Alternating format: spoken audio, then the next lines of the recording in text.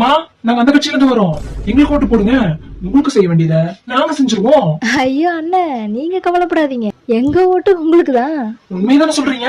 அட அம்மா சத்தியமா, எங்க ஓட்டு உங்களுக்கு தான். வீட்டுல எத்தனை ஓட்டு? வீட்டுல அப்படி இப்படின்னு ஒரு 7 ஓட்டுனேன். இந்தாங்க பணம். சரிங்கண்ணா. மா, இந்த கட்சியில இருந்து வரோம். நம்ம கட்சிக்கு ஓட்டு போட்டுருங்க. ஐயோ அண்ணன், எங்க ஓட்டு உங்களுக்கு தான்.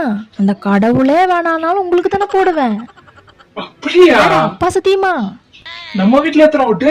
அப்படி இப்படின்னு ஒரு 7 ஓட்டுனேன். நன்றிண்ணே.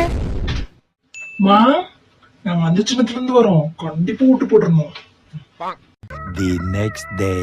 மா, நாங்க இந்த கட்சியில இருந்து வரோம். ஒரு நிமிஷம் இருங்க, நீங்க தான் நேத்து அந்த சின்னத்துக்கு ஓட்டிக்கிட்டு வந்தீங்க. என்ன ஞாபகம் வச்சிருக்கு? அது என் தம்பிக்காரன். அவன் அந்த கட்சி, நான் இந்த கட்சி. அந்த கட்சி இந்த கட்சி எல்லா கட்சியிலும் நல்லா வசூல் பாக்குறீங்க போலயே.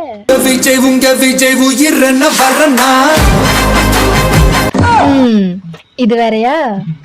வெளியே சொல்லிடாதம்மா. நானும் அந்த கட்சி தான். போங்க போங்க.